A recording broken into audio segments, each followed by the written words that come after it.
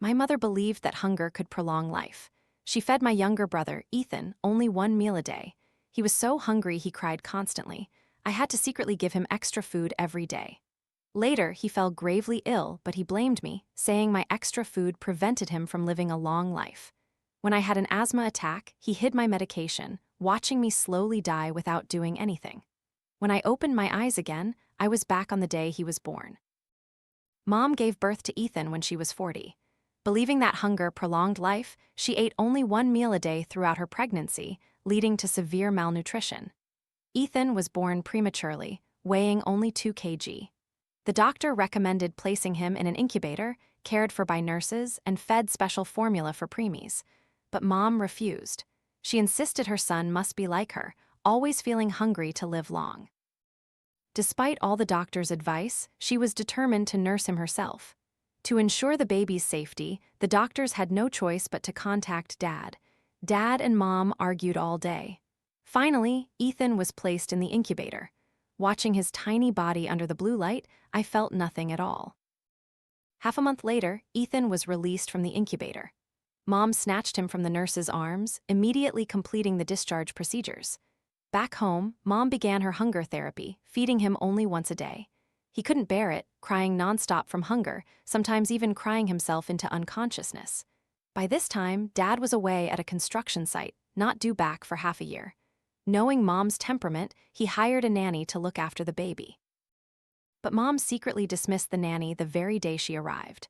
Sometimes, in the middle of the night, I would still hear his cries and Mom's whispers. "Be good, don't eat. That's how you'll live to be 100. But he was only a few months old. How could he understand what Mom was saying? He just instinctively cried out from hunger. Hearing his cries, I put on my headphones and continued to sleep, expressionless. Because in my previous life, Mom had also fed him only one meal a day. He would often sob and beg me, "Jane, I'm so hungry." My heart ached, so I often secretly gave him extra food. But after he fell seriously ill, he blamed me, saying I was the reason he couldn't live long. He hid my asthma medication and watched me die. In this life, I would no longer interfere with his dream of longevity. Under Mom's hunger therapy, my brother Ethan weighed only 7 kg at 1 year old, significantly smaller than his peers. Mothers in the neighborhood would gather, proudly showing off their children. My mother would proudly declare, "My Ethan is so well behaved, he never fusses. He just eats and goes right to sleep."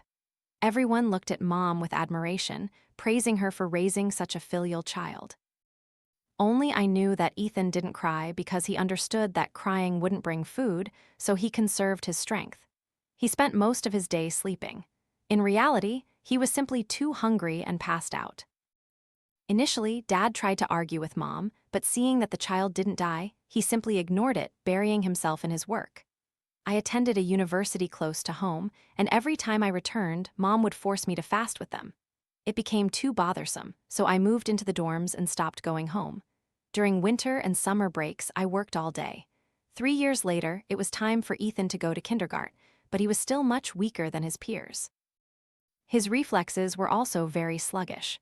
The school suggested placing him in the youngest nursery class, which was entirely comprised of 2-year-olds. Ethan blended in among them. At a glance, you couldn't tell his age. Mom told the teacher that Ethan only needed one meal a day.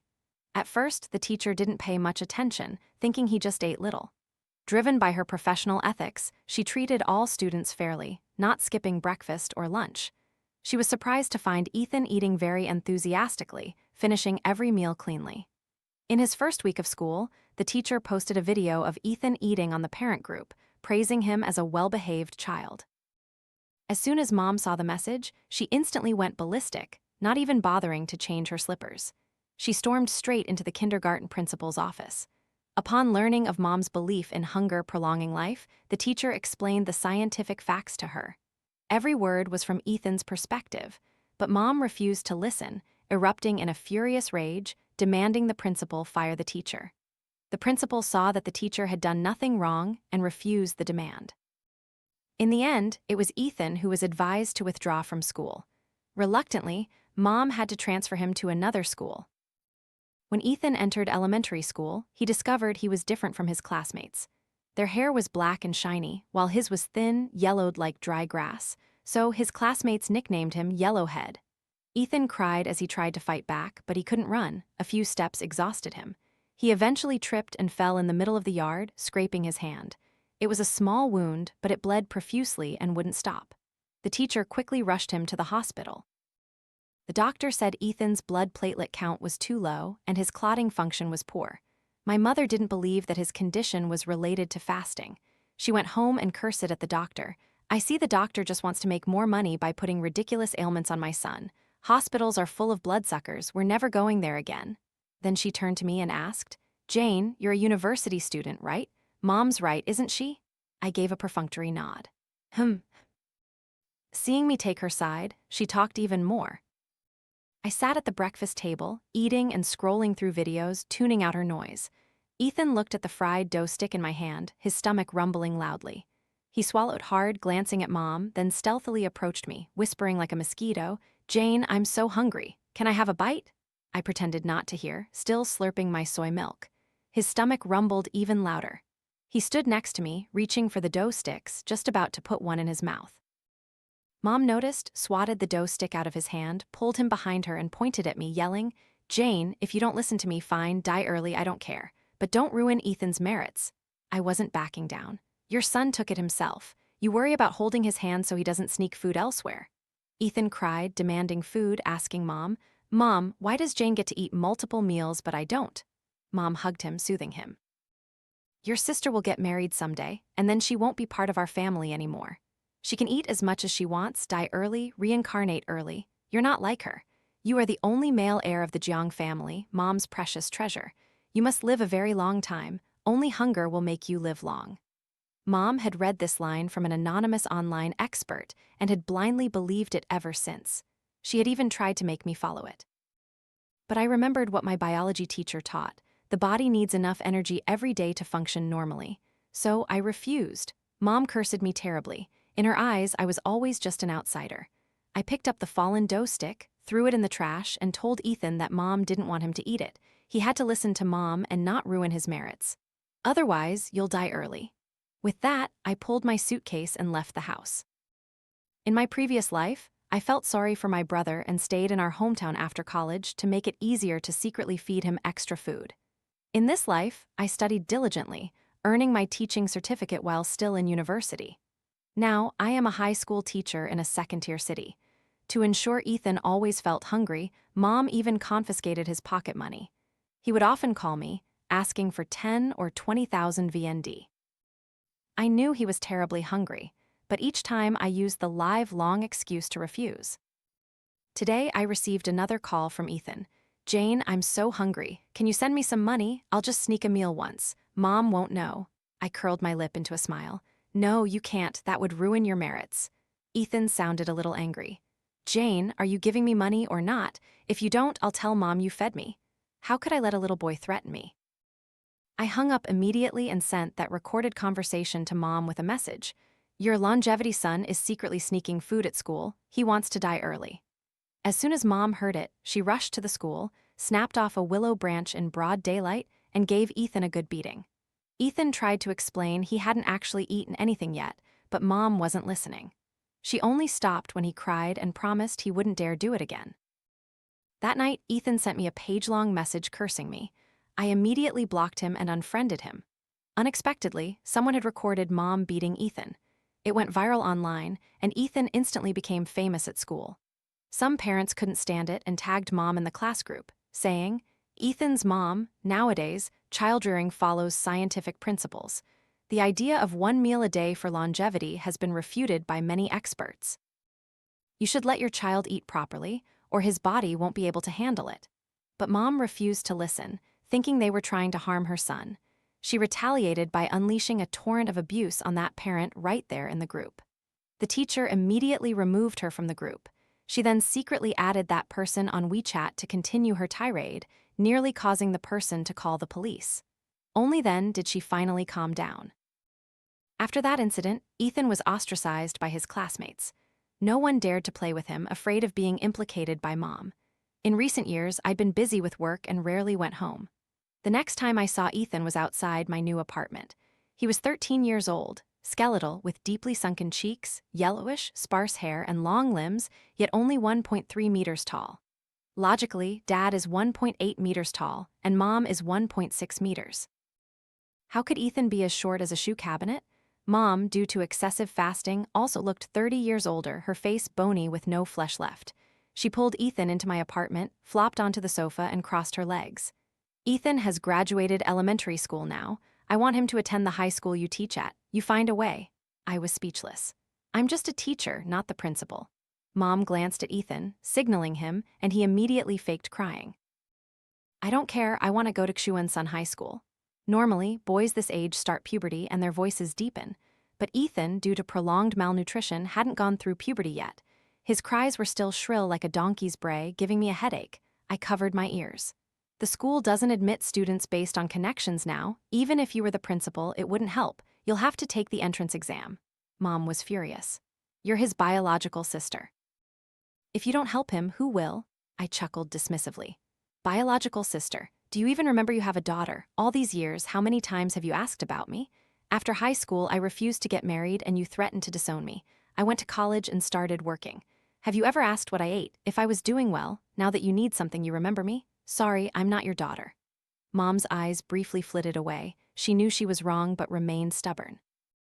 If you don't help him, Mom and I will stay here at your place forever. Ethan mimicked Mom, flopping down onto the floor. You're my sister. You absolutely have to get me into that school?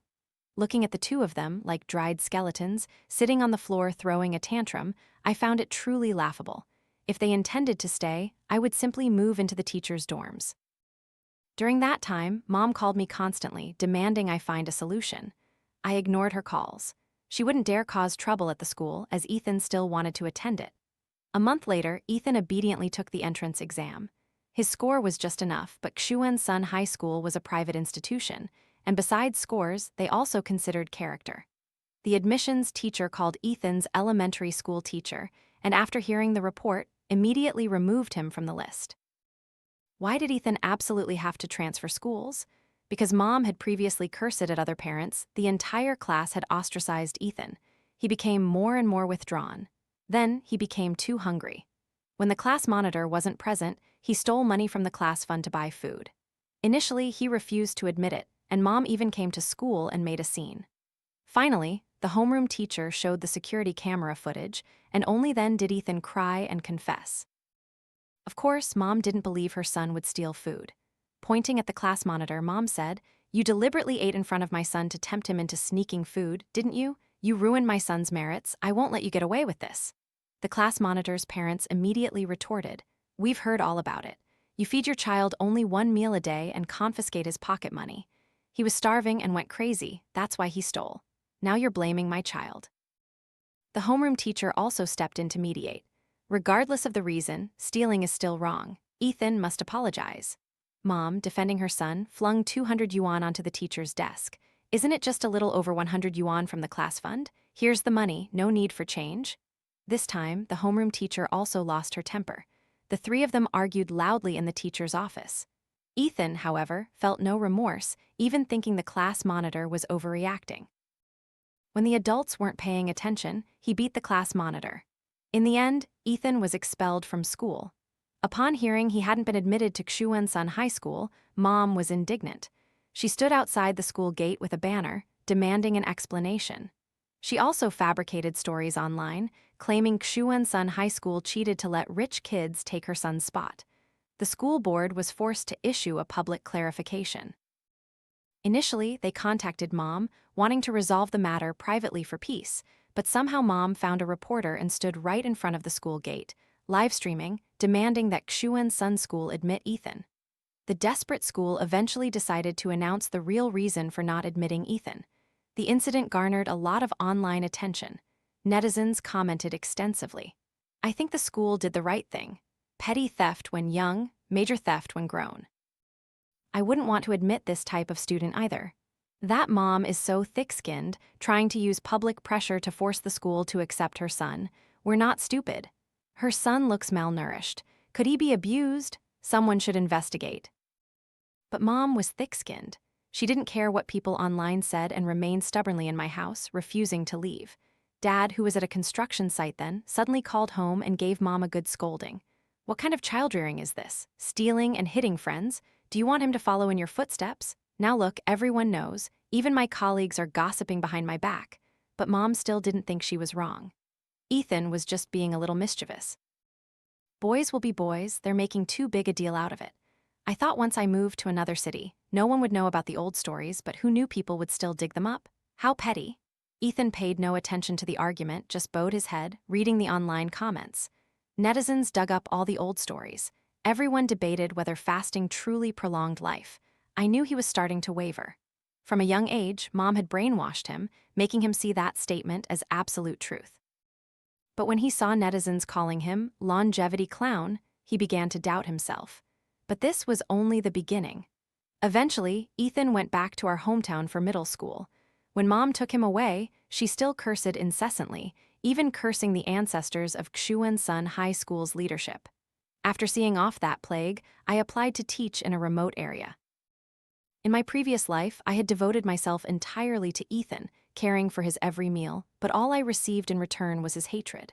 When I was having an asthma attack and was about to pass out, Ethan just sat there, watching, and said, "Jane, you should have died long ago. From the first time you secretly fed me, you should have died. You ruined my merits, that's why I couldn't live long." Thinking of that ending, I could only give a bitter laugh. With that kind of time, I'd rather go help children who truly need it. I next heard about Ethan from my cousin. He said Ethan, for some unknown reason, had become rebellious after returning to our hometown. He skipped school daily to hang out with delinquents or cause trouble at school, truly becoming a delinquent. Teachers couldn't control him and frequently called Mom to school. One time, Mom arrived and caught Ethan secretly eating a bun. She was furious, grabbed a broom, and tried to hit him, but Ethan didn't stop. He devoured the bun ravenously, afraid Mom would snatch it away. Mom lunged to hit him, but he snatched the broom and pushed her to the ground. What kind of nonsense is this, fasting to live long? I'm about to starve to death. Look at my friends, then look at me. What middle school student is only 1.3 meters tall? They're going through puberty, and I haven't even grown hair yet. Puberty is a very sensitive stage. If you're different from others, you're easily ridiculed by friends. At this moment, Ethan finally realized that the fasting therapy he had believed in was actually a mistake. In my previous life, I often secretly gave him extra food, so he developed normally, with no significant differences. But in this life, after I stayed away, the harm of the fasting method became evident. Mom didn't believe Ethan's words, thinking he was just going through a rebellious phase. So she specifically rented a room near the school, signing a care contract to supervise him, but in reality, it was to continue forcing him to fast. Every day, she boasted online that Ethan was still on a one-meal-a-day regimen, posting check-in photos as proof. Other relatives, out of kindness, tried to reason with her. She immediately blocked everyone. Now, Mom had become a laughingstock at family gatherings. This family drama was just a small ripple that didn't affect me. I now fully dedicated myself to my teaching work in the remote area. The children there, though dressed in faded clothes and with faces chapped by the wind, still possessed pure hearts. The mountain air was fresh. My asthma hadn't recurred for a long time. I had even forgotten to buy asthma medication. That day, I suddenly had an asthma attack and collapsed. The children cried out in fear. The next day, they walked all day, out of the mountains, pooled their money, and went to town to buy asthma medication for me. When they gently took the medicine from multiple layers of plastic bags, their eyes watery and noses running, and handed it to me, my eyes welled up. It turned out that true sincerity could indeed be exchanged for true sincerity. Summer break arrived, and I unexpectedly received a call from Dad. His voice was full of worry. "Jane, come home quickly, something important has happened." No matter how I asked, he wouldn't say, insisting I come back in person. Upon arriving home, I learned that Ethan had caused trouble again. During his time at school, Mom's strict control had fueled his rebellious spirit. He secretly put sleeping pills in Mom's water, then snuck out to party with bad friends for a whole week smoking, drinking, fighting, dating, nothing was missing. A month later, a girl unexpectedly showed up at our house, saying Ethan had to take responsibility. Mom didn't believe her and chased her away. It wasn't until the girl's family came back with medical reports that Mom started to panic. Dad rushed back from the construction site that very night. When I arrived, I saw him sitting on the sofa, scolding Ethan. Ethan stood by, his face bruised and swollen, not daring to utter a sound. It seemed Dad had already dealt with him. After scolding Ethan, Dad turned to Mom and yelled, "What kind of way are you raising a child? I'm out there working hard to earn money and you're at home turning him into this." Mom retorted defiantly, "Oh, it's just a pregnancy. At worst, she'll give birth, and if it's a boy, I'll raise him myself." Hearing that, I just rolled my eyes in disgust. What do you mean, at worst, she'll give birth? And if it's a boy, I'll raise him? If you're not beaten, you don't know pain, do you? I turned to Dad and asked. It's already done. If compensation is needed, compensate. If police are needed, call them. Why did you call me back? Mom, unable to argue back, turned all her anger on me, screaming, "Call the police to arrest him. He's your biological brother."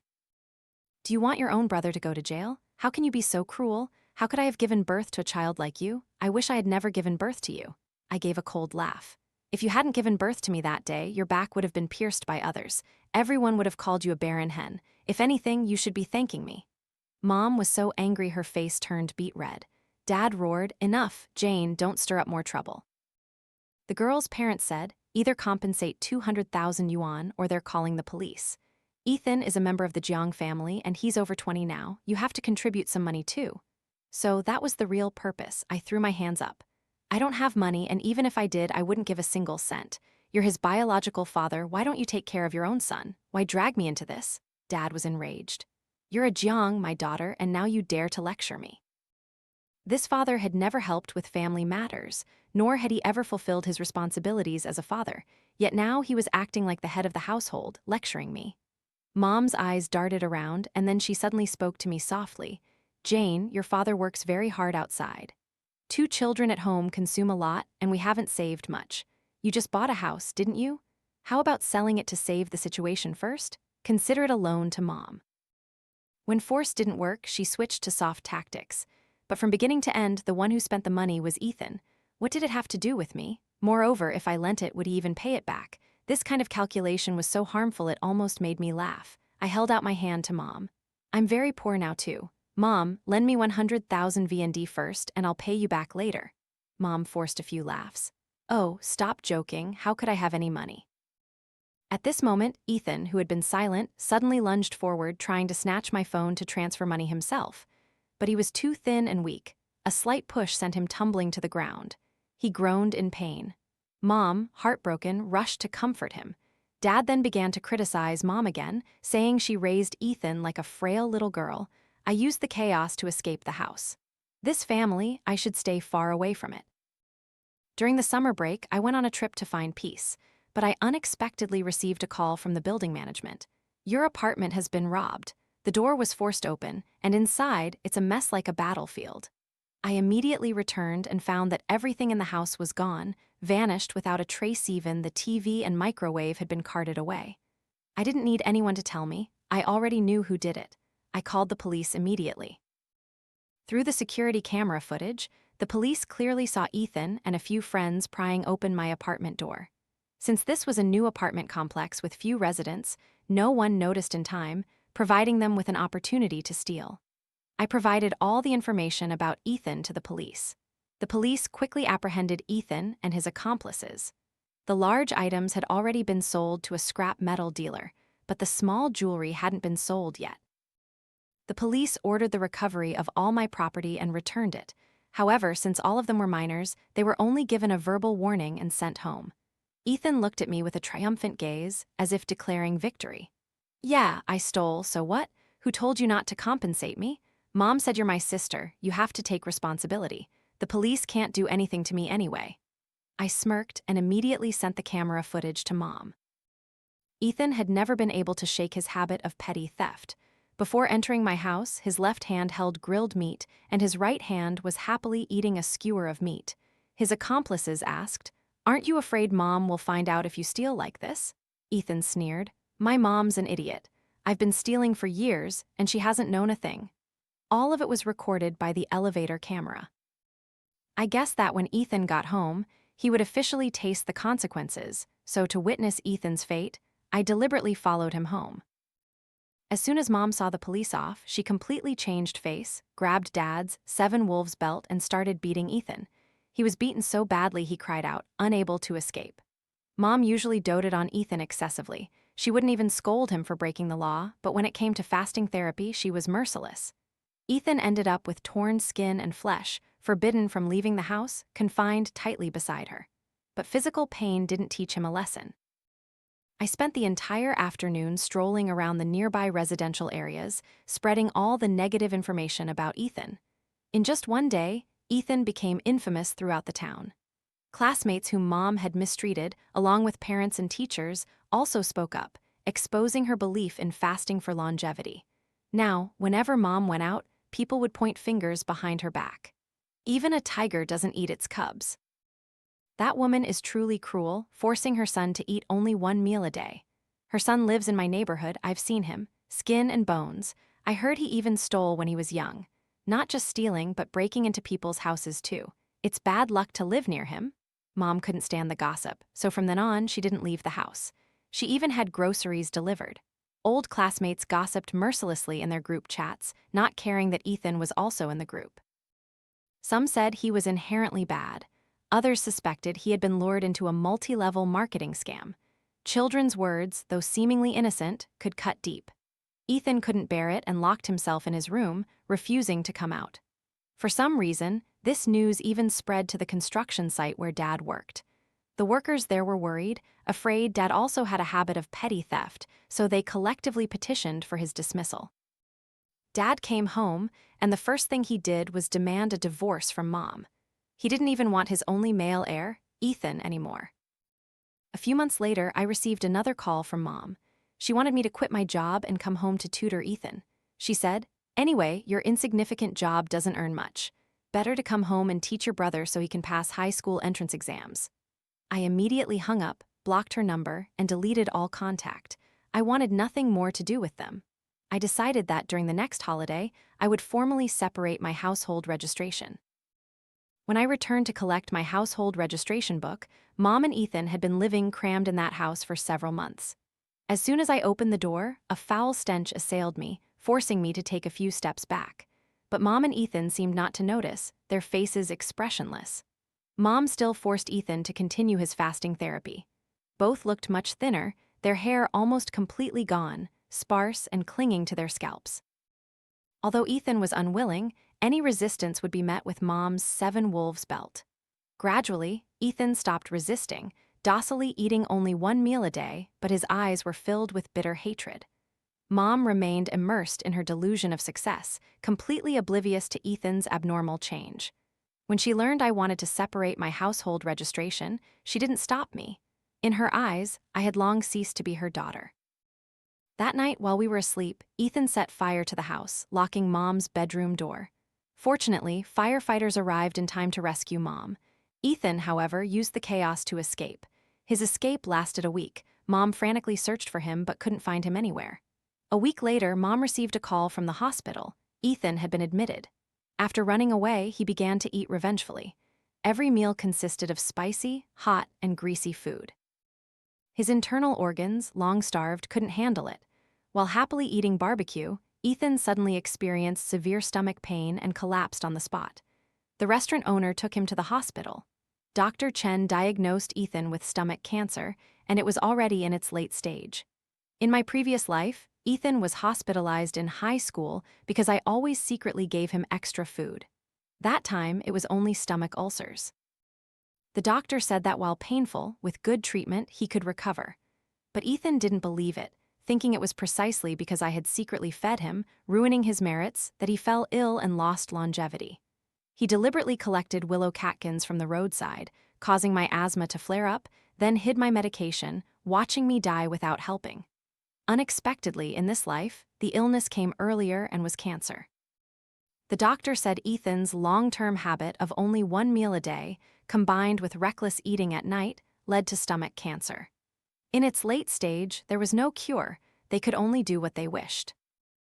In the hospital room, Mom was still brainwashing Ethan. "The doctor is just saying that to make dirty money. You got sick because you ran away for a week, breaking your merits. You just need to continue the fasting therapy with Mom. Don't eat anything for a week, restore your merits, and you'll be cured." Ethan also couldn't accept the reality of late-stage cancer. Initially, he didn't believe in fasting for longevity, but now he chose to believe Mom, not the doctor. He cried, tears and snot streaming down his face, clutching Mom's hand as if clinging to life. So, Ethan was discharged from the hospital and returned home with Mom to continue fasting for a week, hoping to restore his merits. But late-stage cancer, even with divine intervention, couldn't be cured. Quickly, it was a month, slowly a few months. Watching the two of them, like they had gone mad, I could only lament that ignorance was truly terrifying. A week later, Ethan, skeletal, joyfully hugged Mom, celebrating his victory. But when he went for a follow-up, not only had his condition not improved, but the cancer cells had spread further. Mom cursed at the doctors. "You just want my son to die. Quacks." After her tirade, she still wasn't satisfied and shifted her target to Ethan. "If you had just followed the fasting therapy from a young age and hadn't snuck food, you wouldn't have cancer. This is all your own doing. You harmed your merits and shortened your own life." Ethan stood by, neither arguing nor yelling, his gaze gradually becoming empty. It was as if the light in his eyes had completely extinguished. Knowing he didn't have long to live, Ethan suddenly changed. He started returning to school, submitting homework on time, becoming a well-behaved boy, but with deeply sunken eyes and sparse, straggly hair. He made everyone at school afraid to approach him. Even teachers didn't dare raise their voices, fearing they would be the final straw. Perhaps when people are close to death, even the darkest night becomes kinder. For the first time in his life, Ethan apologized to me. "Jane, I'm sorry for stealing your things." I gave a slight nod but offered no words of forgiveness. A month later, Ethan passed away. Mom cried for 7 days by his altar. Each time she cried for hours, sometimes fainting from grief. She barely ate, sometimes only one meal every 2 days. After Ethan's ashes were interred, Mom fainted again. Upon examination at the hospital, she discovered she also had stomach cancer. Dad sat on the ground, cursing loudly. "Damn those experts. You said fasting would prolong life, but it ended up giving my wife cancer. You won't die a good death." But I had told him before that experts recommended eating at least 2 meals a day, only filling up to 70%, not just 1 meal a day as they imagined. They just kept living in their own delusion. At this point, Mom no longer had the energy to scold the doctors. She knelt down, only begging the doctors to save her, even almost knocking her head against the floor.